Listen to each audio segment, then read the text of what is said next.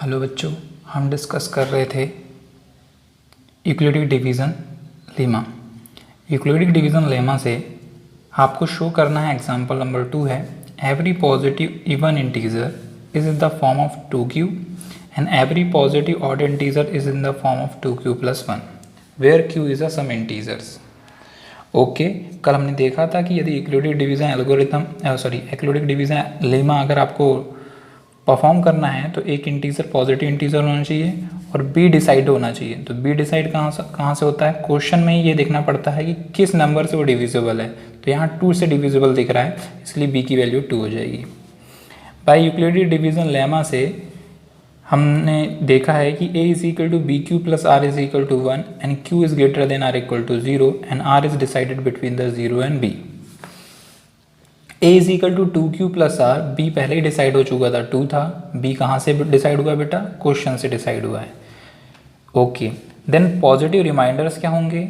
यदि b decide हो गया है 2 तो रिमाइंडर होगा 0 और 1। 2 कभी नहीं हो सकता, याद रखिएगा। 0 और 1 is a reminder. Then positive integer क्या होंगे? आप r की वैल्यू यहाँ रख दीजिए तो पहला आउटकम्स होगा 2q, r की वैल्यू 1 रख दीजिए तो दूसरा आउटकम्स होगा 2q + 1। Hence every positive even integers is in the form of 2q। Even integer के लिए क्या जरूरी है? उसका रिमाइंडर 0 आना चाहिए। तो रिमाइंडर 0 आना मतलब उसका वो क्या है? इवन इंटीजर है, इसलिए ये इवन इंटीजर होगा। रिमाइंडर 1 आना किसको शो करता है? ऑड इंटीजर को, इसलिए ये ऑड इंटीजर है आपका 2q + 1। इवन इंटीजर में रिमाइंडर 0 आता है, ऑड इंटीजर में रिमाइंडर 1 आता है। कैसे आता है इसका पिछले वीडियो में मैंने डिस्क्रिप्शन दिया हुआ है।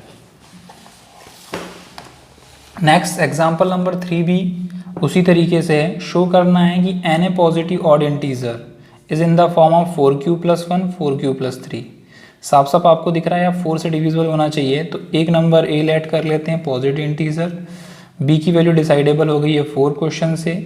यूक्लिडिक डिवीजन लेमा बोलता है कि a is equal to B Q plus r होगा where q is greater than are equal to 0 and r is decide between the 0 and b। Because b is decided, b is equal to 4 and q greater than or equal to 0 and r की जो value होगी वो 0 से 4 के बीच में होगी। Positive reminder क्या होंगे?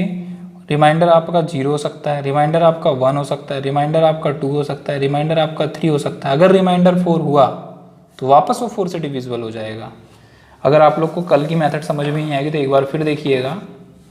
यहाँ बोल रहा है 4 से डिविजिबल। 4 से डिवाइड करने पर किसी डिजिट को 4 में कोई ना कोई टाइम्स आएगा। हो सकता है रिमाइंडर 0 दे, हो सकता है रिमाइंडर 1 दे। 4 से डिवाइड करने पर हो सकता है रिमाइंडर 2 दे। 4 से डिवाइड करने पर हो सकता है रिमाइंडर 3 दे। हो सकता है 4 से डिवाइड करने पर रिमाइंडर 4 दे। ये कभी नहीं हो सकता।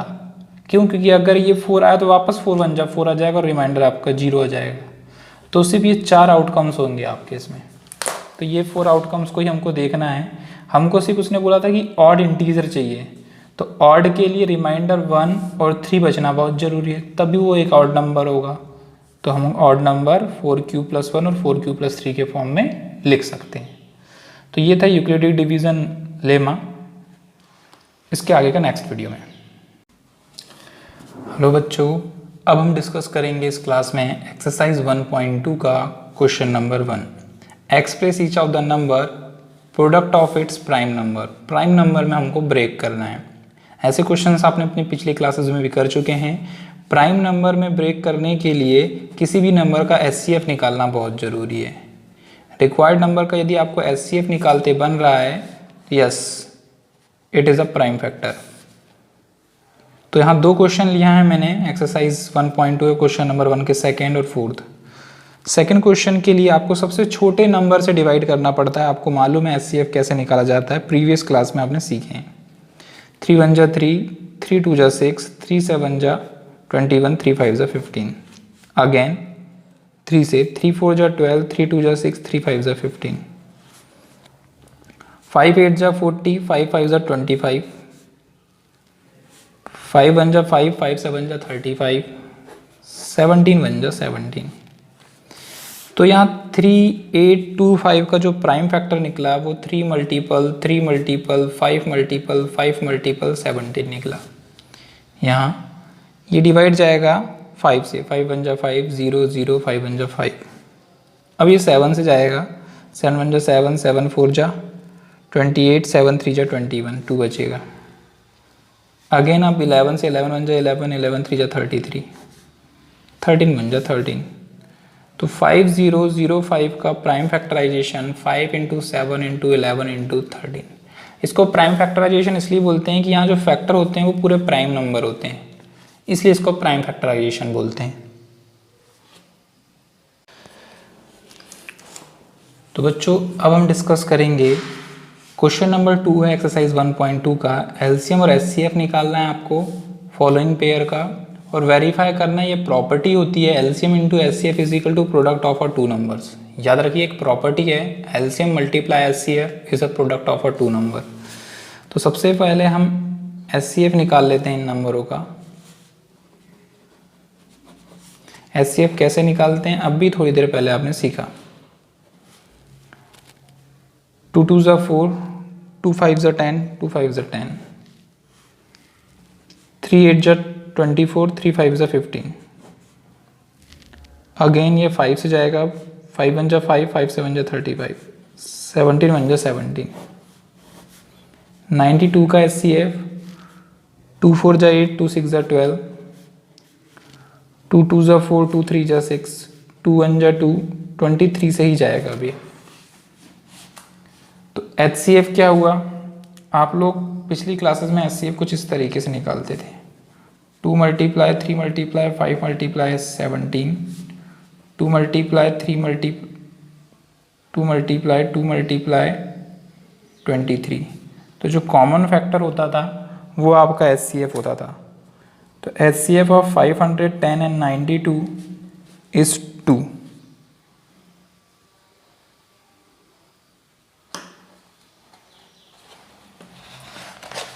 एचसीएफ जो निकला इनका कॉमन फैक्टर 2 निकला है।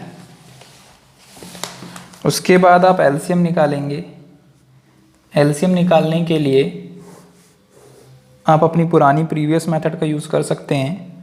510 92, 2 से जाएगा, 2 5 2 जा 4, 2 5 जा 10, 2 5 जा 10, 2 4 जा 6, 2 4 जा 8, 2 6 जा 12। अगेन ये 2 से जाएगा, 2 2 जा 4, 2 3 जा 6। अब ये 3 से जाएगा, 3 8 जा 24, 3 5 जा 15। 5 से जाएगा, 5 17 जा 17 से जाएगा एंड 23 से जाएगा। तो एलसीएम जो आया है दो नंबर का 510 और 92 का equals to 2 into 2 into 3 into 5 into 17 into 23 equals to, जब इसका आप मल्टीप्लाई करेंगे तो 23,460 आएगा। वेरीफाई करना है हमको, तो वेरीफाई करने के लिए हमको फॉर्मूला दिया था LCM into HCF is equal to product of the two numbers. दो नंबर का प्रोडक्ट होगा। एलसीएम अब भी आपने निकाला 23,460, एचसीएफ 2 था। प्रोडक्ट ऑफ टू नंबर्स मतलब दो नंबरों का प्रोडक्ट। नंबर रिक्वायर्ड नंबर 510 और 92 थे। आप इसका मल्टीप्लाई करेंगे तो 49620 आएगा। इसका भी मल्टीप्लाई करेंगे तो भी ये बराबर आएगा। इसका मतलब एलसीएम लेफ्ट हैंड साइड और राइट हैंड साइड इक्वल है, तो हैंस वेरीफाइड। याद रखिएगा कभी भी दो नंबर का एलसीएम और एचसीएफ का प्रोडक्ट ऑफ टू नंबर्स के बराबर होता है, ये रिक्वायर्ड कंडीशन है। तो बच्चों एक और क्वेश्चंस डिस्कस कर रहा हूँ मैं यहाँ 1.2 का क्वेश्चन नंबर 2 का थर्ड क्वेश्चन, ताकि आपको और अच्छे से समझ में आए। हमको एचसीएफ निकालने को बोला था। एचसीएफ निकालने के लिए आप जो अपनी पुरानी क्लासेस में यूज़ किया है वो यूज़ कर सकते हैं, या आप यूक्लिडिक डिवीज़न एल्गोरिथम को भी यूज़ कर सकते हैं। 2 1 जा 2, 2 6 जा 12, 2 8 जा 16, 2 8 जा 16, 2 4 जा 8, 2 4 जा 8, 2 2 जा 4, 2 2 जा 4, 2 1 जा 2, 3 7 जा 21, 7 1 जा 7, 2 2 जा 4, 2 7 जा 14, 3 9 जा 27, 3 3 जा 9 एंड 3 1 जा 3। तो 336 का जो प्राइम फैक्टर आया है 2 multiple 2 multiple 2 multiple 2 multiple 3 multiple 7 and 54 का मल्टीपल 2 मल्टीपल 3 मल्टीपल 3 मल्टीपल 3। आपको साफ साफ कॉमन फैक्टर 2 और एक 3 दिख रहा होगा। तो HCF of 336 comma 54 equals to 6। LCM निकालेंगे। एलसीएम निकालने के लिए आपको पता है कि क्या करना रहता है, 336 और 54 का एलसीएम। एलसीएम निकालने के लिए 2 1 जा 2, 2 6 जा 8, 2 8 जा 16, 2 2 जा 4, 2 7 जा 14, 2 8 जा 2 4 जा 2 4 जा 2 2 जा 2 2 जा 2 1 जा। अब ये 3 के टेबल से जाएगा, 3 7 जा 3 9 जा 3 7 जा 3, 3 3 जा 9, 3 1 जा 3, 7 1 जा 7। तो इसका जो एलसीएम आएगा 2 multiply 2 multiply 2 multiply 2 multiply 3 multiply 3 multiply 3 multiply 7। तो बच्चों 2 into 2 into 2 into 2 into 3 into 3 into 3 into 7 का जो मल्टीप्लाई करेंगे आप, तो आंसर आपके सामने आएगा 3024। उसके बाद हमें वेरीफाई करना है। तो वेरीफाई करने के लिए आपको पता है कि एलसीएम और एचसीएफ का प्रोडक्ट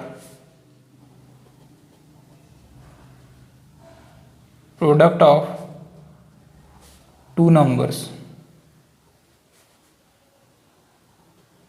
के इक्वल होता है। एचसीएफ जो होता है 3024 है, एचसीएफ 6 है। दो रिक्वायर्ड नंबर जो हैं वो 336 एंड 54 दिए हैं। बच्चों जब आप इसका मल्टीप्लाई करोगे तो 18114 और इधर भी 18114 आएगा। Means that left hand side और राइट हैंड साइड इक्वल हैं, तो ये आपका वेरीफाइड हो जाएगा। तो ये एग्ज़ाम पॉइंट ऑफ व्यू से बहुत ही इंपॉर्टेंट क्वेश्चन है। आई होप आपको समझ में आया होगा।